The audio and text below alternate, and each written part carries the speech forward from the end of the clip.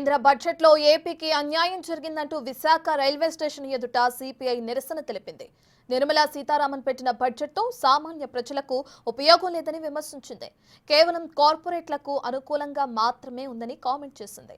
ఇక ఏపీకి railway zone, Polavaram, Visakha ఉక్కుకు సంబంధించిన నిధులు ప్రస్తావన లేదని మండిపడింది.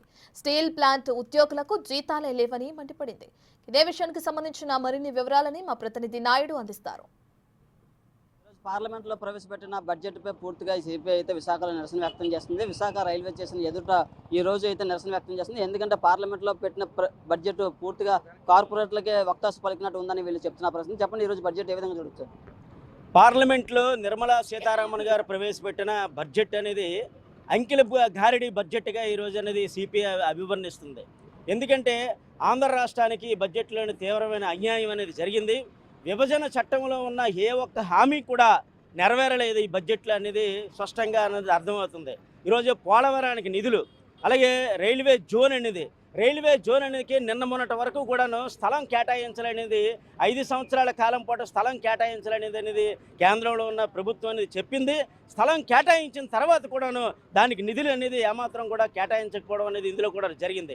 అలాగే విభజన చట్టంలో హామీ ప్రకారంగా ఉత్తరాంధ్రకి నిధులు కానీ, రాయలసీమకి ప్యాకేజ్ కానీ, కడప స్టీల్ ప్లాంట్ కానీ, అలాగే పోరాటంలో ఉన్న విశాఖ స్టీల్ ప్లాంట్ విషయంలో కూడా నిధులు కేటాయించి స్టీల్ ప్లాంట్ని ప్రభుత్వ రంగ పరిశ్రమగా ఉంచుతామని ఈ బడ్జెట్లో ఏమాత్రం కూడాను దీన్ని నోరు మెదపకపోవడం అనేది, అలాగే పేదవాళ్ళకి అనేది నోటి కూడా కూడి ఏదైతే ఉన్నదో దాన్ని అనేది కూడగొట్టి, అలాగే పెద్దవాళ్ళకి అనేది రాయితీలు అనేది బడ్జెట్లో అనేది ప్రవేశపెట్టడం జరిగింది.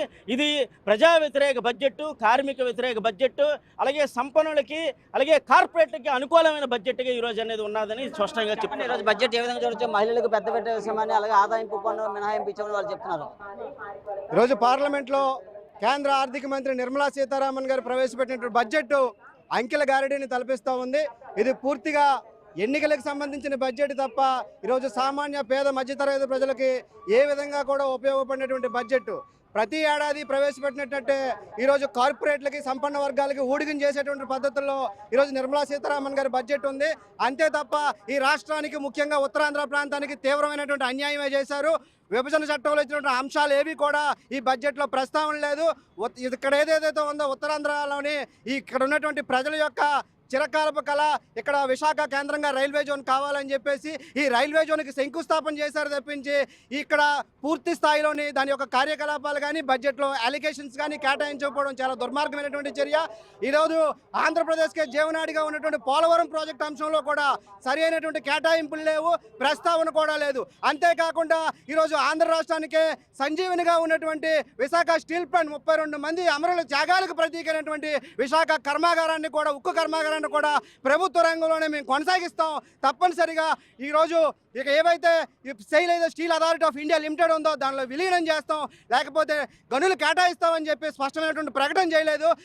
12 లక్షల వరకు ఆదాయం పన్ను మినహాయింపు అని ఒక ఒరటు చూపించారు. కేవలం 4 లక్షల రూపాయల వరకు మాత్రమే గత బడ్జెట్లో ఎలాగుందో అలాగే ఇప్పుడు కూడా ఉంది. 12 లక్షలు దేనికంటే ఆదాయంలో వచ్చినటువంటి 12 లక్షలు బాండ్ల రూపంలోనో లేకపోతే ఎస్బీఐ ఇటువంటి వాటిలో పెట్టుబడి రూపంలో పెడితే దానికి పన్ను ఫ్రీ అన్నారు. 8 లక్షల వరకు 30%, 8 దాటితే 25% ఇలా పెట్టారు. స్లాబులన్నీ వచ్చాయి. కానీ ఇది సామాన్యులకి ఏం ఉపయోగపడేది కాదు, కార్పొరేట్లకు ఉపయోగపడేది.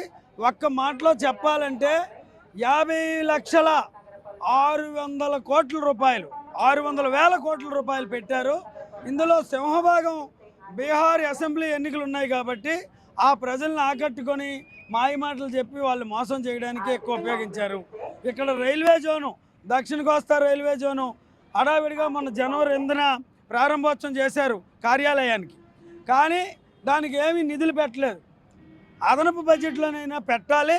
జీవనాడి అయినటువంటి పోలవరం ప్రాజెక్టుకి జాతీయ ప్రాజెక్టుగా గుర్తించినప్పటికీ ఏమిచ్చారో చెప్పలేదు. వివరంగా డబ్బులు ఇస్తున్నాం అంటున్నారు.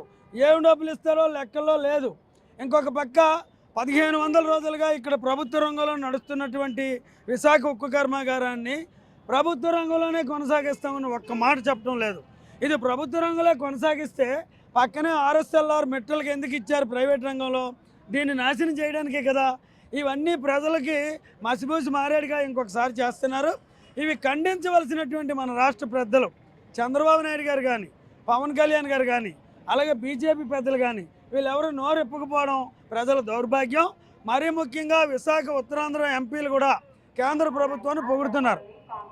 ఊరికొక ఎయిర్పోర్ట్ కడతారట. ఊరికొక ఎయిర్పోర్ట్ కడితే సామాన్యులకు ఒరిగేదేంటి?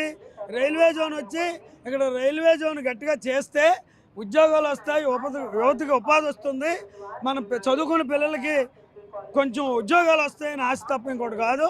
ఇది కేవలం మరొకసారి 6 కోట్ల ఆంధ్రప్రదేశ్ రాష్ట్ర ప్రజల్ని మోసం చేసినట్లుగా సిపిఐగా మేము భావిస్తున్నాం. ఇది సిపిఐ అయితే పూర్తిగా నిరసన ఆందోళన వ్యక్తం చేస్తుంది. ఎందుకంటే కేంద్రం ప్రవేశపెట్టిన బడ్జెట్లో ఏమాత్రం సామాన్యులకు ఉపయోగం లేదు. అలాగే ఇది ఒక కార్పొరేట్ల వ్యక్తులకే పెట్టిన బడ్జెట్ అని చెప్తున్నారు. అలాగే ఉత్తరాంధ్ర కూడా అన్యాయం జరిగిందని విశాఖ రైల్వే జోన్ అలాగే ప్రభుత్వ రంగ సంస్థల స్టీల్ ప్లాంట్ విషయాల్లో కూడా పూర్తిగా అన్యాయం జరిగింది అయితే చెప్తున్న పరిస్థితి అయితే ఉంది. పూర్తిగా ఇది నిరాశపరిచే బడ్జెట్ అని అయితే సిపిఐ ఆందోళన చేస్తుంది.